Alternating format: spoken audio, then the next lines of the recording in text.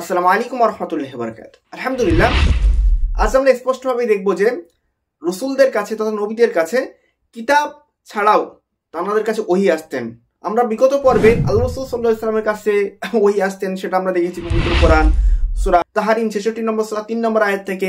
এছাড়াও আমরা দেখেছিলাম পবিত্র কোরআন সূরা হাশর 59 নম্বর সূরা 5 নম্বর আয়াত থেকে। আজ আমরা দেখব ইব্রাহিম আলাইহিস সালামের কাছেও কিতাব ছাড়াও ওহী আসতেন। কোথায় আছে কথাটা? আমরা যদি দেখি পবিত্র কোরআন সূরা সফফাত 37 নম্বর সূরার 102 নম্বর আয়াত।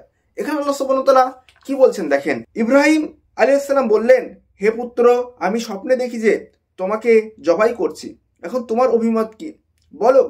সে বলল, পিতা, আপনাকে যে আদেশ করা হয়েছে তাই করুন। ইব্রাহিম আলাইহিস সালাম স্বপ্ন দেখছে যে ইব্রাহিম আলাইহিস সালাম ইসমাঈল আলাইহিস সালামকে কুরবানি করছে। এই কথাটা আল্লাহর পক্ষ থেকে যে ওহী ছিল সেটা কিন্তু ইসমাঈল আলাইহিস সালাম বুঝতে পেরেছিল। এই জন্য ইসমাঈল আলাইহিস সালাম বলছে যে আপনাকে যা আদেশ করা হয়েছে আপনি তাই করুন। স্পষ্টই ইব্রাহিম আলাইহিস সালামের কাছে কিতাবের বাইরেও যে ওহী আসতো, এই যে স্বপ্নটা ইব্রাহিম আলাইহিস সালামের কাছে ওহী ছিল, স্পষ্ট একটা প্রমাণ আমরা পেয়ে গেলাম। আমরা স্পষ্ট পবিত্র কোরআন থেকে আগে সিরিজগুলো দেখেছি হযরত মুহাম্মদ সাল্লাল্লাহু আলাইহি ওয়াসাল্লামের কাছে সূরা তাহরিম 66 নম্বর সূরা 3 নম্বর আয়াতে কিতাবের বাইরে ওহী আসতো। এছাড়াও আমরা দেখেছিলাম সূরা হাশর 59 নম্বর সূরার 5 নম্বর আয়াতে। আজ আমরা দেখলাম পবিত্র কোরআন সূরা সফফাত 37 নম্বর সূরার 102 নম্বর আয়াতে। এখানে স্পষ্ট দেখলাম যে ইব্রাহিম আলাইহিস সালামের কাছে কিতাবের বাইরে ওহী আসতো।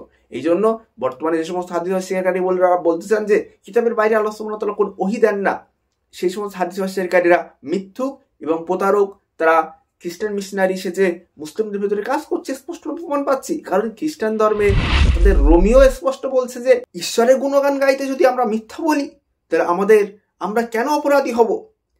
রোমিও এই কথাটা বলছে।